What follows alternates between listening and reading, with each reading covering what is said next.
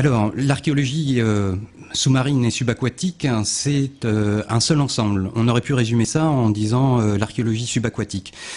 Pour autant, deux services existaient, l'un qui s'occupait du milieu maritime et uniquement du milieu maritime, et un autre qui s'occupait de l'archéologie dans les eaux intérieures, les fleuves, les rivières, les lacs. Un beau jour, ces éléments-là ont fusionné et on a décidé de conserver à la fois l'aspect subaquatique, qui correspond plus aux eaux intérieures, et à l'aspect purement sous-marin. Les législations ne sont pas tout à fait les mêmes. Au sein du ministère de la Culture, nous essayons d'imbriquer le plus possible à la fois les programmes de recherche, mais aussi notre gestion avec les services régionaux de l'archéologie également, pour qu'il n'y ait pas plusieurs archéologies qui travaillent chacune de leur côté, mais bien un seul ensemble qui vise à travailler de manière transversale et surtout de manière pluridisciplinaire. Alors à travers l'archéologie sous-marine, ce qui ressort en premier lieu, ce sont les biens culturels maritimes. Biens culturels maritimes qui sont à 90%, parfois plus, constitués d'épaves. Mais dans le petit pourcentage restant, il y a d'autres types de gisements qui sont bien moins connus, qui frappent peut-être moins les esprits, mais qui correspondent à des habitats en fonction de la variation du niveau marin ou à l'enfoncement des sols, des rivages, mais également à des carrières, là aussi pour des questions éventuellement de subduction, mais également des grottes ornées qui peuvent aujourd'hui se retrouver sous l'eau, et tout un cortège de gisements un peu disparates, des nécropoles, qui viennent alimenter là aussi la réflexion et parfois à travers la présence de matériaux périssables, pour une fois conservés, qui viennent apporter un chaînon de la recherche et qui apportent pour certains de nos collègues qui travaillent dans des laboratoires sur des disciplines extrêmement pointues, des compléments d'information tout à fait uniques. Alors, l'histoire de l'archéologie sous-marine, elle a commencé bien avant que le ministère de la Culture ou l'État décide d'engager un organisme au sein du ministère spécialement chargé de la gestion des biens culturels maritimes. On retrouve déjà des préoccupations durant l'Antiquité sur des fresques, des mosaïques, des bas-reliefs, où l'on voit des plongeurs qui sont chargés de récupérer des objets au fond. Puis, petit à petit, là aussi, sur des mosaïques, des peintures, puis des gravures, nous retrouvons là également, souvent avec une optique de récupération, hein. Il s'agit bien de récupérer les valeurs qui pourraient se trouver, ne serait-ce que par l'armateur, qui permettrait ainsi de ne pas perdre l'ensemble d'un gisement. Mais la structuration même de cette discipline apparaît avec la naissance du scaphandre autonome au milieu du XXe siècle et la possibilité d'intervenir de manière nettement plus libre de ces mouvements en appliquant tout d'abord purement les techniques de l'archéologie terrestre à l'archéologie sous-marine, qui ne font en définitive qu'un ensemble, même s'il y a des spécificités, et j'y viendrai. Néanmoins, à partir des années 50, hein, dirons-nous, il y a des équipes qui se structurent et petit à petit, nous allons nous diriger vers des fouilles avec à terme des publications et donc une conservation de l'information, puisque fouiller d'une certaine manière c'est aussi un peu détruire, et détruire sans conserver, autant ne pas toucher aux gisements et plutôt essayer dans ce cas-là de les protéger. Pour autant, ces travaux engagés dès les années 50 permettent véritablement, pour certains, de revenir sur des gisements qui, sinon, depuis, auraient été totalement pillés parce qu'extrêmement accessibles. Dans moins de 20 mètres d'eau, la plongée ayant eu un développement exponentiel, notamment depuis les années 80, des plongeurs que l'on appellerait un peu indélicats auraient eu tendance à vider véritablement ces gisements dans des buts qui peuvent être pour certains uniquement de petites collections, pour d'autres un peu plus lucratifs, et qui nous auraient privés entièrement de cette information. Donc depuis une soixantaine d'années, en fait, une méthodologie qui se met en place, des équipes qui se structurent, et petit à petit un professionnalisme qui a débuté en Méditerranée, sur les côtes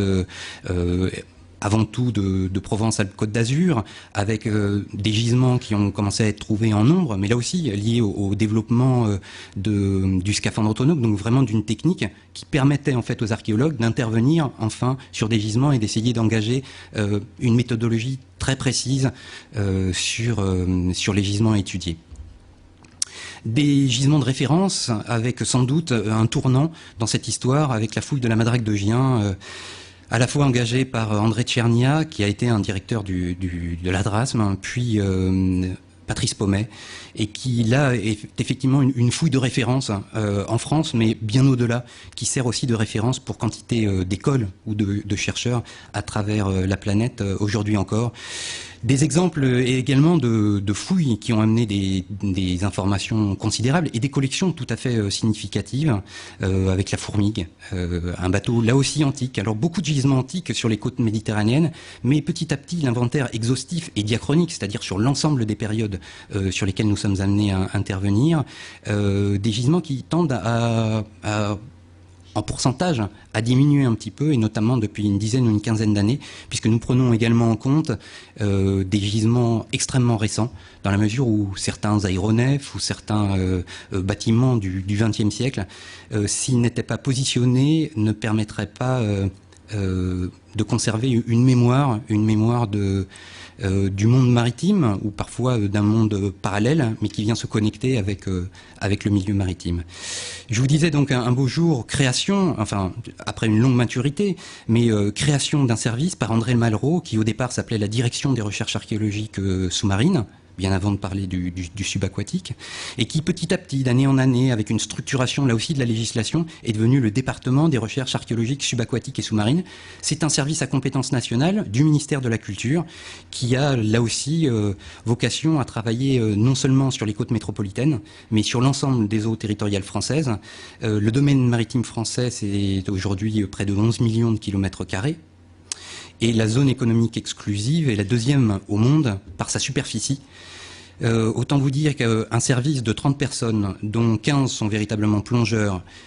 pour une gestion d'espace aussi gigantesque, il y a des choix à faire que nous essayons de faire en liaison aussi avec les équipes qui peuvent s'investir sur ces territoires-là, et une gestion importante que nous essayons de développer avec quantité de partenaires. Des zones territoriales complexes qui là aussi s'étendent petit à petit. Nous avions commencé avec la mer territoriale, puis aujourd'hui la zone contiguë, demain la zone de protection écologique en Méditerranée, la zone économique exclusive sur l'ensemble des eaux françaises par ailleurs. Je ne rentrerai pas dans ces détails, c'est assez complexe, mais petit à petit, nous allons venir à une gestion des 200 000 nautiques, c'est-à-dire près de 400 km au large de nos côtes, avec des profondeurs qui parfois atteignent plusieurs milliers de mètres. Donc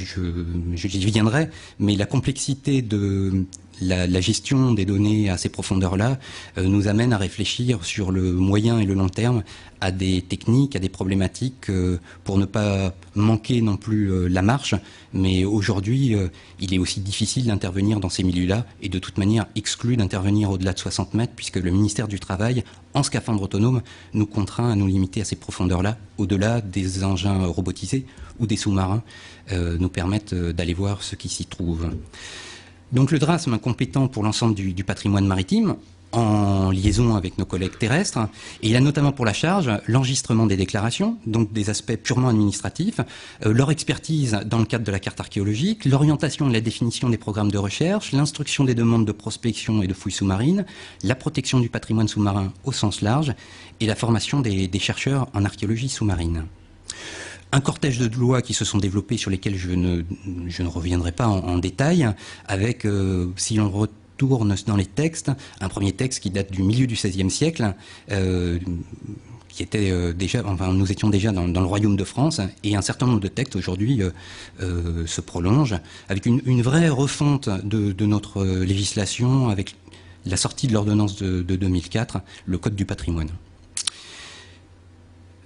Quelques moyens techniques, juste pour vous évoquer les moyens que nous utilisions, que nous allons utiliser dans les années à venir pour ouvrir ensuite sur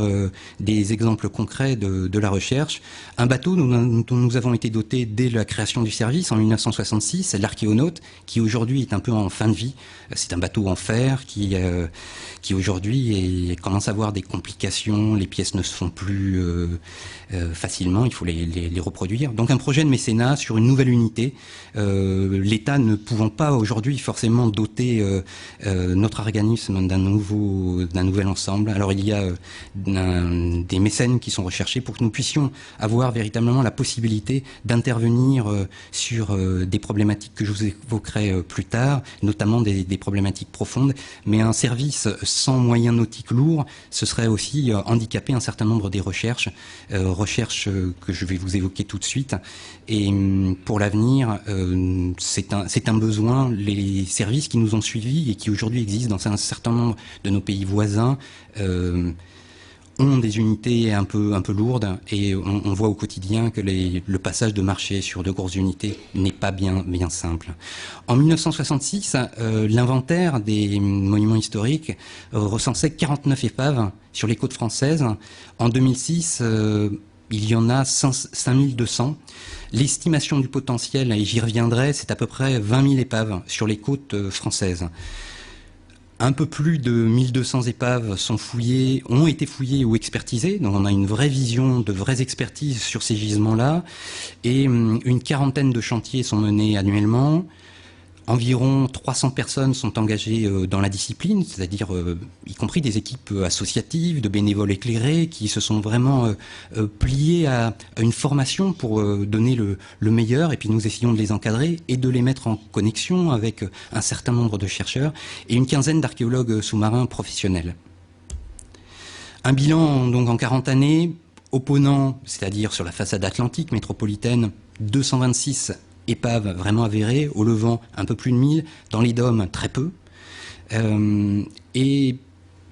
si je me concentre sur la partie métropolitaine qui, pour quantité de raisons, nous occupe une grande partie de notre activité, ce sont à peu près 9 à 12 000 épaves et gisements de biens culturels maritimes qui sont envisagés, et sur la façade méditerranéenne de 2 à 8 000.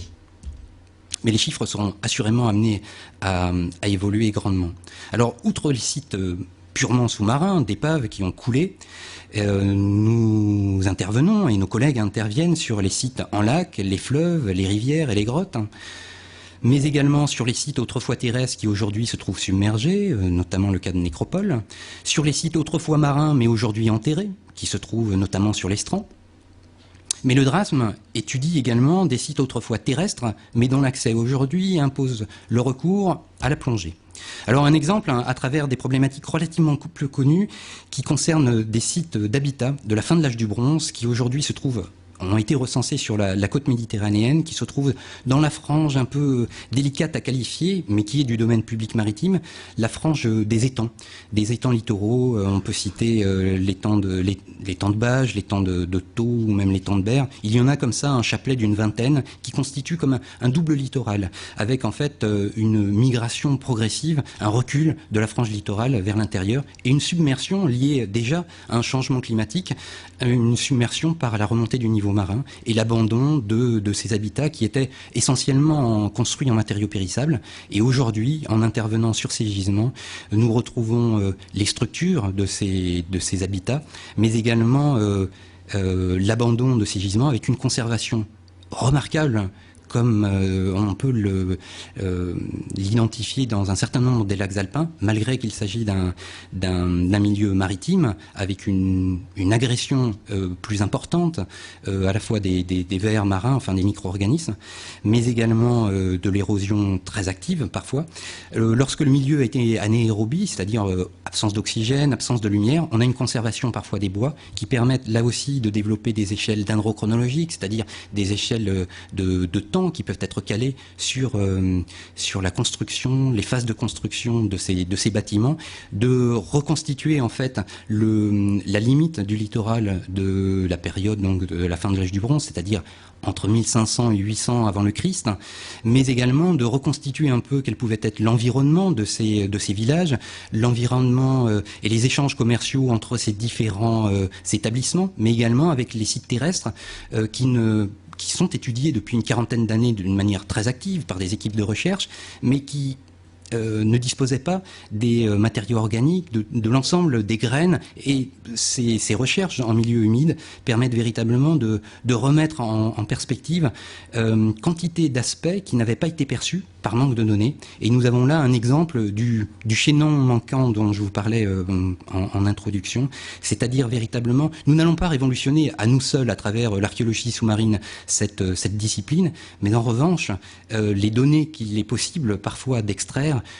permettent véritablement de faire des pas de géant dans la compréhension et dans l'étude de certaines périodes, avec des échelles de temps, donc notamment la dendrochronologie, le développement des structures, la forme des bâtiments, qu'il est sinon totalement impossible d'appréhender. Au bilan, le DRASM donc, gère aujourd'hui un patrimoine à la fois gigantesque et extrêmement diversifié, puisque nous intervenons tant sur des gisements du Paléolithique jusqu'à des gisements qui concernent la Seconde Guerre mondiale, pour ne pas évoquer des gisements encore plus récents lorsqu'il s'agit de sépultures de guerre, ou bien après des catastrophes, ou des gisements qui méritent véritablement par différentes raisons une protection dans la perspective du futur et des études qui pourraient y être menées, ou bien dans le cadre de programmes pluridisciplinaires avec des collègues environnementalistes pour essayer de préserver à travers des épaves des sanctuaires marins, mais en y effectuant des études préalables. Alors, un recensement qui vient véritablement à la source de la gestion et de l'étude de tous ces gisements, de tous ces biens culturels maritimes, avec en 30 ans à peu près, un peu moins, véritablement une perspective tout à fait différente de l'ensemble et de la quantité de gisements auxquels nous pouvons avoir affaire. Un exemple dans la baie de Seine, avec dans les années 80 quelques dizaines d'épaves, allons-nous dire, puis petit à petit, avec une concertation, un recueil de l'information auprès des pêcheurs, auprès des professionnels de la mer, un positionnement, là aussi avec le développement de la technique et notamment de l'informatique, des systèmes d'information géographique, la possibilité de constituer des bases de données, alors qui pour certaines méritent aujourd'hui d'être lissées. Il est indispensable d'aller vérifier des points de croche, mais un corpus absolument considérable sur l'ensemble des façades maritimes, un corpus considérable qui nous permet aujourd'hui de geler véritablement des secteurs lorsqu'il s'agit d'effectuer des travaux importants d'aménagement du littoral sans qu'il y ait d'études préalables. Il ne s'agit pas de bloquer systématiquement, mais en revanche qu'il y ait véritablement une cohésion. De temps en temps, il faut faire des sacrifices, mais qu'ils soient réfléchis et le plus en amont possible pour ne surtout pas bloquer le développement économique là aussi. Un exemple de la carte archéologique, alors là, si l'on replace, notamment dans les Alpes-Maritimes, à la fois les données terrestres, c'est-à-dire juste à travers des points, sans qu'il y ait de distinction chronologique, une foultitude de points dans les zones terrestres, et puis petit à petit, un cortège de gisements qui apparaissent en mer, avec, cela ne vous aura peut-être pas échappé, un vide très fréquent sur la représentation cartographique des espaces maritimes, qui ne correspond absolument pas à la vérité, mais qui correspond souvent à la limitation, ou tout au moins la frontière qui existe entre la perception du milieu marin et la possibilité d'y intervenir, et puis la réalité. Alors si l'on prend un exemple très précis à Nice, avec des levées au side scan sonar, au large d'une carte qui est assez sommaire, on voit là des reliefs ou tout au moins des ombres qui apparaissent. Si l'on y place une carte bathymétrique, c'est-à-dire qui représente les limites d'élévation, mais en négatif par rapport au 0 NGF, c'est-à-dire au niveau 0, on voit là des canyons qui apparaissent. Canyons qui, en fait, lorsque l'on remet ça en perspective, et notamment sur des visions 3D, nous sommes toujours dans le même secteur, nous permettent véritablement de voir un espace qui se prolonge et qui, en fonction de la variation du niveau marin ou de la variation du littoral, qui peut progresser ou au contraire régresser, nous permet, en fonction des périodes et en fonction de la progression des études et de la connaissance de l'emplacement de ces différents éléments, nous permet petit à petit de reconstituer véritablement les zones où l'on est susceptible de rencontrer des gisements terrestres notamment, ou des épaves, en fonction des différentes périodes. Parce que si la grotte Cosquer a pu être trouvée avec une entrée approximativement à 40 mètres de profondeur, il est certain que le niveau marin était probablement à 120 mètres en dessous du niveau actuel. Or, 120 mètres, vous imaginez bien que les habitats littoraux, même s'il s'agissait de campements, que les populations n'étaient pas sédentaires, des campements, il pouvait y en avoir dans toute la zone qui aujourd'hui se trouve entre 120 mètres de profondeur et le niveau actuel. Et ainsi pour toutes les périodes où aujourd'hui on estime qu'il y a un gain de la mer ou au contraire un gain des terres sur ces espaces-là, mais qui, lorsque l'on intervient, se trouve aujourd'hui en milieu humide. Donc une recomposition progressive, mais qui impose véritablement un travail pluridisciplinaire, collectif, pour essayer petit à petit, par secteur, c'est un travail de fourmi qui prendra sans doute des décennies, mais qui permet petit à petit, en fait, de disposer d'un territoire reconstitué. L'extrême variété des sujets, mais c'était aussi l'extrême variété des mobiliers, du matériel que l'on rencontre sur ces différentes fouilles et sur ces différents gisements sur lesquels nous sommes amenés à intervenir. Alors, des gisements tout à fait exceptionnels, notamment pour des périodes proto-historiques, c'est-à-dire notamment au VIe siècle avant le Christ, avec un chargement de mobilier grec à la pointe Lequin, qui se trouve aujourd'hui au large du Var, des côtes du Var, des épaves antiques, je vous en parlais, notamment avec la madrague de Gien tout à l'heure, des épaves modernes, c'est-à-dire pour la période entre le XVIe et le XVIIIe siècle, et notamment,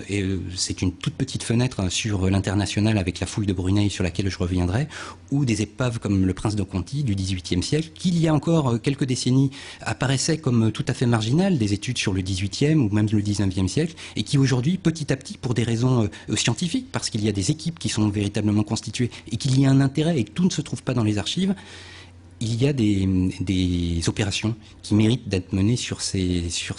gisements-là et des problématiques extrêmement intéressantes pour essayer de reconstituer le commerce, les échanges, et j'y reviendrai. Des collections tout à fait uniques qui peuvent être constituées à travers des objets qu'ils soient isolés ou bien trouvés sur des gisements homogènes, notamment à travers les sculptures en métal ou bien les sculptures, notamment en marbre, des mobiliers tout à fait exceptionnels, du mobilier de bord, de la vie quotidienne, ou du mobilier tout à fait commun lorsqu'il s'agit de dépotoirs au large de zones de mouillage ou bien de zones portuaires, mais également du transport de matières premières, et notamment à travers le transport de lingots de plomb, de lingots de fer, de matières premières parfois beaucoup plus délicates à interpréter lorsqu'il s'agit de matériaux organiques, soit parce que ces matériaux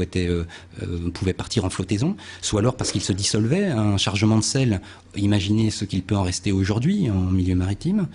Mais à travers l'exemple d'un chargement de lingots de plomb du monde celtique, on a des lectures tout à fait novatrices sur des transports, des échanges commerciaux, notamment dans la zone de la Manche, et des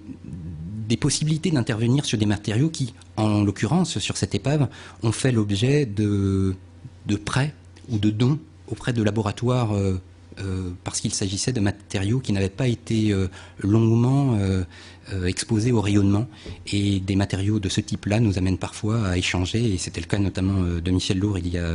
maintenant près de 20 ans, de proposer à un laboratoire un travail en leur mettant à disposition des données de cet ordre-là. Des éléments plus difficiles, plus délicats parfois à aborder, mais qui restent extrêmement marginaux, l'intervention sur des restes humains, avec toutes les difficultés que cela pose à la fois sur les identifications, mais également sur les appréhensions qu'un certain nombre de sujets connexes peuvent avoir sur le monde de la mort, mais des données importantes lorsque ces restes de squelettes peuvent être étudiés dans des contextes homogènes, et c'est le cas notamment sur l'ensemble de ces épaves, puisqu'une épave c'est un monde clos, c'est un instant qui est cristallisé et qui représente en principe très très bien l'existence d'un microcosme à un instant T, et qui livre une quantité d'informations tout à fait exceptionnelle, et à remettre en liaison toujours avec les études contemporaines,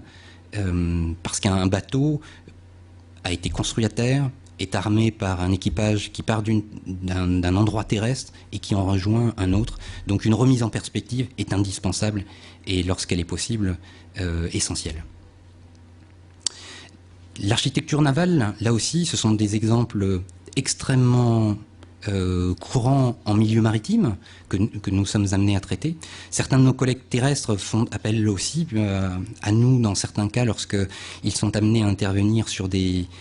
gisements de bateaux se trouvant aujourd'hui dans des zones marécageuses ou qui sont amenés à rencontrer lors de travaux préventifs, notamment l'archéologie préventive qui va par exemple suivre la construction d'un parking et qui mettra au jour, ça a été le cas à Toulon notamment, à Marseille, des données d'architecture navale. Il y a là des concertations indispensables puisqu'il y a des spécialisations de part et d'autre. Un exemple, là aussi, des échanges commerciaux, de la reconstitution à partir d'une fouille d'un chargement, des différents atterrissages qu'un bateau a pu réaliser lors de son périple, mais également à travers la fouille, une reconstitution en utilisant des moyens, je dirais, modernes pour pouvoir simuler avec, ce ne sont là que des propositions, des hypothèses, et il est extrêmement important de rester d'une grande prudence, mais qui permet de remettre là aussi en scène un petit peu la décomposition, la déstructuration d'une épave, en essayant de restituer ce qu'a pu être le chargement à l'origine. Des données auxquelles nous sommes amenés fréquemment à avoir recours, les archives, et là aussi nous faisons appel, ou certains des chercheurs concernés nous contactent, parce que la France notamment dispose de fonds documentaires tout à fait exceptionnels et pour certains très peu étudiés. D'autres le sont en marge. Des passionnés se sont parfois consacrés pendant des décennies sans qu'il s'agisse d'une activité professionnelle, mais à regarder de manière systématique certains fonds d'archives. Et aujourd'hui, leur dépouillement est absolument essentiel pour conserver non seulement les traces de certains naufrages, mais également parfois pour nourrir la réflexion sur certains gisements qui ont été étudiés, mais qui n'ont pas été identifiés. Et le recollement de ces différents travaux permettent parfois de reconstituer intégralement certaines histoires. Des techniques qui ont évolué considérablement là aussi entre la suceuse, c'est-à-dire sommairement un aspirateur extrêmement utile, un aspirateur sous-marin qui fonctionne à partir d'eau sous pression ou d'air qui se dilate avec la remontée en surface, mais également des interventions plus lourdes, je dirais, à travers l'utilisation aujourd'hui, dans certains cas, de marteaux-piqueurs, de scies hydrauliques, pour effectuer des prélèvements. Alors parfois, un prélèvement est destructeur. Il s'agit véritablement de disposer pour un laboratoire d'échantillons pertinents, et nous sommes amenés à sacrifier quelques centimètres carrés, quelques mètres carrés parfois, pour fournir les échantillons qui permettront véritablement d'aller plus loin. Mais il ne s'agit pas d'aller sacrifier un site pour le plaisir. Le choix est souvent de conserver une partie du site pour les études et les problématiques qui seront développées dans quelques années, quelques décennies, et en même temps d'essayer d'avancer en fonction des programmes de recherche qui aujourd'hui peuvent être développés, mais également des chercheurs qui peuvent véritablement se mobiliser sur ces travaux-là. Des moyens d'intervention donc qui peuvent amener jusqu'à l'utilisation de sous-marins, une nécessité qui est à la fois le positionnement mais aussi le repérage dans l'espace, en utilisant soit des techniques couramment utilisées en milieu terrestre, c'est-à-dire le théodolite, le positionnement au centimètre près, mais également dans des zones où la visibilité est quasiment nulle, et c'est dans un certain nombre de cas nos conditions d'intervention, des repères au fond qui permettent de subdiviser l'espace en zones qui correspondent parfois à quelques mètres carrés, parfois à 1 mètre carré, parfois à des quarts de mètre carré, pour être sûr, quand bien même il s'agirait d'une fouille qui n'est pas systématiquement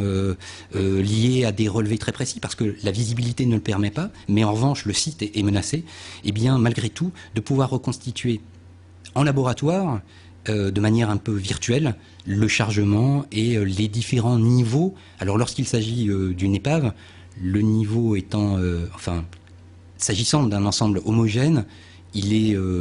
plus facile d'envisager que les couches ne sont pas des couches stratigraphiques aussi complexes que sur un habitat.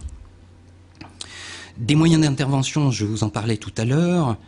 au-delà de 60 mètres qui nous contraignent à utiliser des moyens robotisés, qu'ils soient habités ou non, avec une fréquence bien moindre. Les coûts et les possibilités de travailler avec des laboratoires ou des organismes comme la COMEX ou bien comme l'IFREMER ne sont pas fréquents, mais dans certains cas, et pour les années à venir, de véritables protocoles vont être nécessaires pour ne pas manquer de nourrir les informations sur des gisements que l'on croyait à l'abri véritablement du trafic ou bien des fouilles illicites parce que trop profondes. Mais aujourd'hui, certains moyens d'intervention permettent de travailler en scaphandre autonome avec des mélanges un peu spécifiques au-delà de 150 mètres de fond. Et sur certaines épaves sur lesquelles nous avons été amenés récemment à retourner, des prélèvements nous inquiètent parce que nous pensions qu'il s'agissait de gisements complètement préservés sur lesquels d'année en année nous pouvions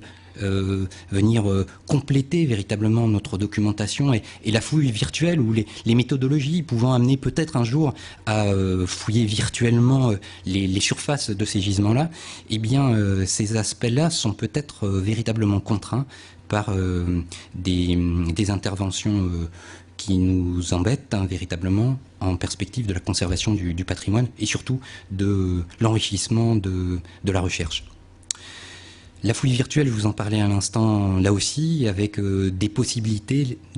à travers la photogrammétrie, à travers l'image en 3 dimensions, d'essayer de constituer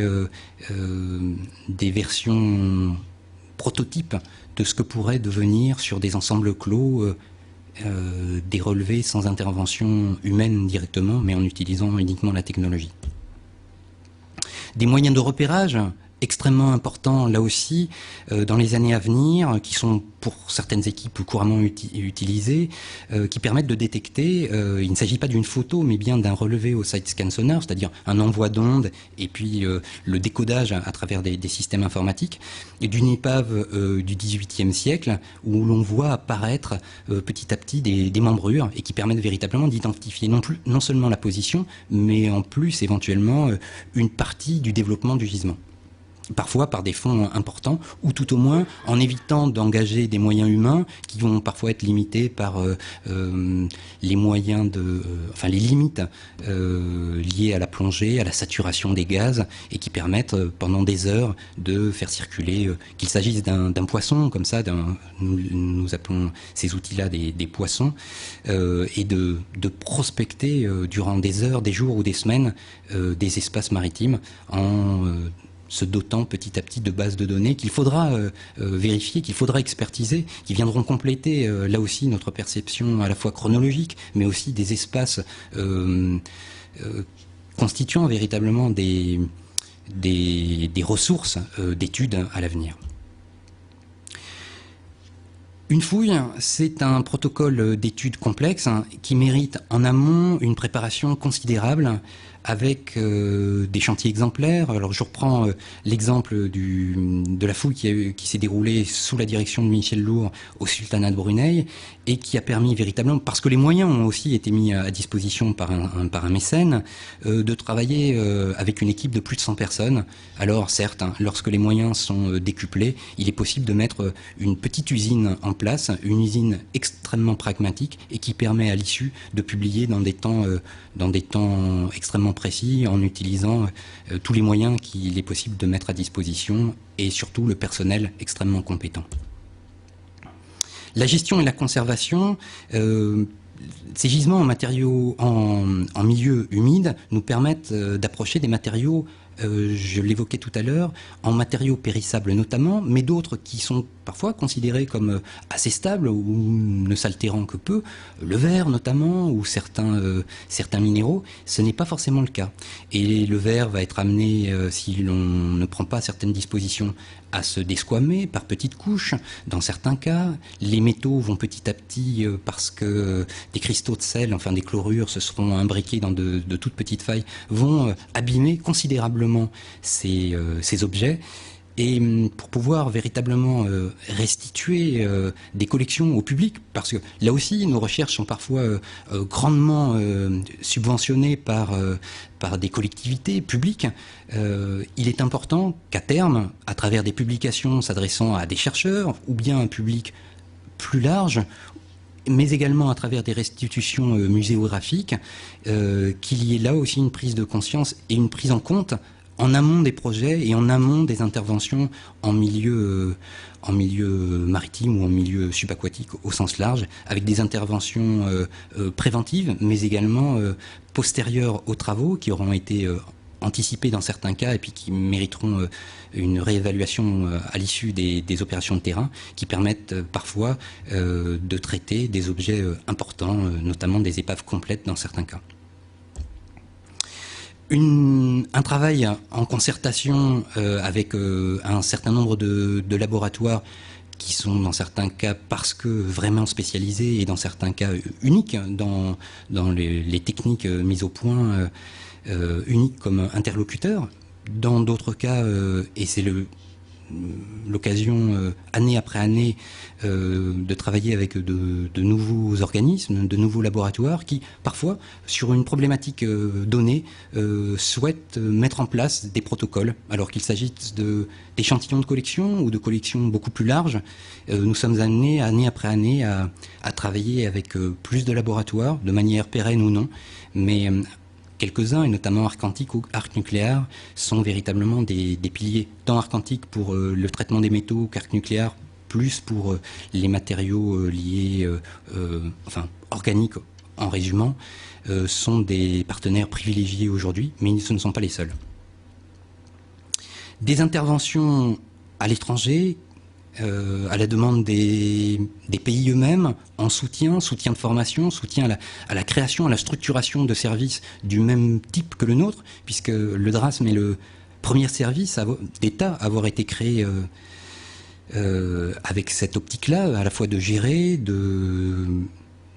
d'étudier et de soutenir les travaux qui doivent être menés, soutenir sous différents aspects, en mettant en liaison avec d'autres chercheurs, en effectuant le travail administratif de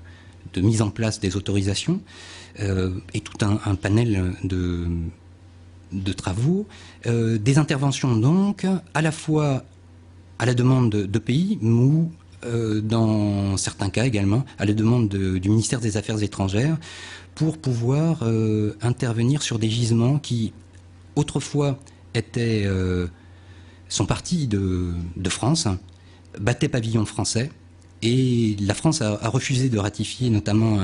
un traité international qui aurait donné, en fait, qui aurait donner à la France la possibilité de refuser la propriété de ces épaves qui battaient hier pavillon français. La France y est refusée et aujourd'hui nous sommes amenés parfois à intervenir, notamment dans les îles Salomon, sur les épaves de la Pérouse, sur des bâtiments qui sont considérés aujourd'hui encore comme territoire français, appartenant à la France, puisqu'il y a une filiation entre la monarchie française et l'État tel que nous le connaissons aujourd'hui. Tout à l'heure, je l'évoquais de manière très succincte, je vais y revenir à travers quelques images, l'archéologie préventive, qui est aussi de notre ressort, qui consiste en fait aux travaux préalables à des réalisations d'aménagement du territoire. Ce sont des dossiers administratifs parfois extrêmement lourds qui amènent dans certains cas des données là aussi extrêmement intéressantes, extrêmement pertinentes, mais qui se déroulent dans des temps extrêmement limités avec des moyens que nous essayons d'obtenir et la législation nous permet d'intervenir dans des moyens un peu plus raisonnables, mais c'est un nouveau champ d'études qui s'ouvre à nous et surtout un nouveau champ d'intervention qui risque d'exploser dans les années en nombre d'interventions et en nombre de dossiers à gérer, notamment par l'exploitation de certains minéraux au large de nos côtes, et c'est notamment l'exploitation des granulats marins qui se développent non pas sur quelques hectares, mais sur des centaines d'hectares année après année. C'est le cas notamment en Manche, mais aujourd'hui les projets se mettent en place, y compris au large des départements d'outre-mer. ce sont des implications sur le terrain lorsque nous ne sommes pas informés qui amènent parfois à des catastrophes historiques, dans le sens où des épaves sont parfois des épaves, pour résumer, hein, mais des gisements, des biens culturels maritimes sont réduits parfois à néant, et vous en avez un exemple précisément sur ces quelques images, mais également moins visibles, et j'en reviens un peu à la carte noire de tout à l'heure, pour les espaces maritimes, les traits de chalut ou l'exploitation des granulats marins.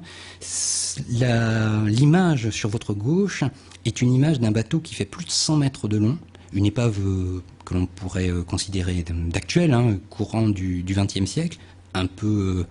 enfouie, mais qui vous permet d'approcher un petit peu quel peut être l'impact sur des gisements beaucoup moins solides, et surtout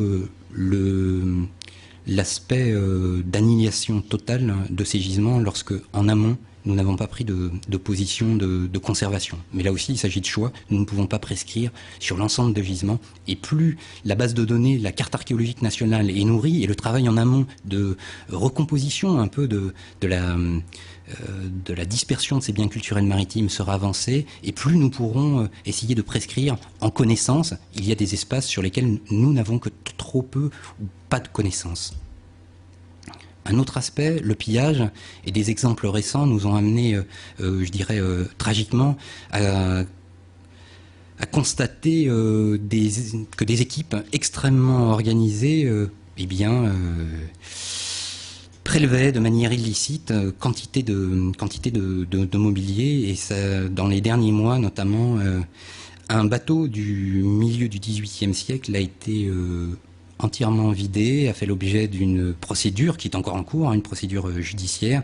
et ce sont près de 540 kilos de pièces espagnoles frappées au Mexique qui ont été non seulement prélevées avec la destruction d'une partie de l'épave, mais qui ont également, pour une part, été vendues à l'étranger. Donc un impact considérable sur les biens culturels maritimes, et c'est en parlant, en essayant d'être le plus didactique possible et en essayant d'être présent lorsque nous le pouvons, que nous essayons là aussi d'informer des publics de gens de mer, un public le plus large possible, pour qu'il y ait cette prise de conscience qui nous permettra non seulement d'être informés, de nourrir les bases de données dont je vous parlais, mais également d'être aussi cette petite vigie qui permet d'éviter des carnages, parce que lorsqu'un site est pillé, grosso modo, sa dispersion ne permet guère d'être comment dirais-je, optimiste quant à l'étude qui pourrait en être faite. Des objets prélevés d'un contexte sans en avoir ni la position, ni l'emplacement, ni même le lien parfois avec le gisement, c'est un joli catalogue, un catalogue à l'après-vert, mais qui ne nous apportera pas forcément quantité d'informations, alors qu'il se trouvait parfois dans un contexte tout à fait exceptionnel. Des collections qui sont mises, alors pour exemple un certain nombre de musées, à disposition des musées après des transferts, qu'ils soient temporaires ou définitifs, mais aussi un besoin indispensable de mise en perspective à travers des expositions itinérantes ou de collections permanentes avec nos collègues des musées, avec nos collègues des municipalités, parfois des collectivités territoriales, un besoin qui mérite sans cesse d'être renouvelé pour qu'il y ait ce retour vers le public qui est, à notre sens, tout à fait indispensable et qui mérite d'être toujours plus développé en fonction de nos moyens, mais en fonction aussi des relais que nous pouvons solliciter, nourrir, développer auprès d'un certain nombre de nos partenaires. Et puis un besoin là aussi de conservation de cette information à travers des publications, à travers le bilan scientifique du draft, mais qu'un aperçu année après année, une petite fenêtre ouverte vers les travaux menés sur le terrain, mais également des monographies, des travaux de fond sur cette discipline, sur les travaux connexes qui sont menés avec certains de nos collègues archéologues, historiens, parfois physiciens, de quantité de disciplines. Et là aussi, il est important de réfléchir aujourd'hui en se projetant vers une une complémentarité, une pluridisciplinarité toujours étendue, non de manière exponentielle et non raisonnée, mais plutôt avec ce souci véritablement d'être toujours conscient qu'une épave fouillée ou un site concernant les biens culturels maritimes, si nous n'assurons pas sa préservation à travers les archives liées à cette opération, à travers les publications, à travers les documents qui en prolongent à la fois l'étude, mais également la connaissance, eh bien nous aurons manqué véritablement le rôle qui aujourd'hui nous est confié, et surtout la transmission et la conservation de cette information pour eh bien, ceux qui nous succéderont, mais également pour une remise, là aussi, en perspective de l'ensemble de ces informations au-delà des frontières, puisqu'aujourd'hui nous travaillons sur des zones bien souvent hexagonales, enfin liées à l'hexagone, dans un certain nombre de cas avec des collègues dans des programmes transfrontaliers ou à l'international, mais bien souvent dans nos frontières. Et les frontières actuelles, je vous le précisais tout à l'heure avec les variations du niveau marin, les variations du trait de côte, les frontières actuelles ne sont que des frontières artificielles qui méritent toujours d'être prises avec circonspection et surtout avec un recul nécessaire pour ne pas rentrer dans des schémas qui ne correspondraient pas du tout à la réalité des matériaux, des sites sur lesquels nous sommes amenés à intervenir et sur lesquels nous avons une responsabilité ô combien importante. Enfin, je vous montrerai une toute petite scénette, si elle veut bien démarrer, ce serait fort dommage, où l'on voyait, ah, quelle catastrophe, où l'on voyait Michel Lourd lors d'une des dernières interventions à laquelle il a été amené à participer à la Natière, où l'on voyait véritablement eh bien, Michel Lourd se promener sur le gisement muni d'une ombrelle. Je suis navré qu'elle n'ait pas démarré. Voilà, je vous remercie.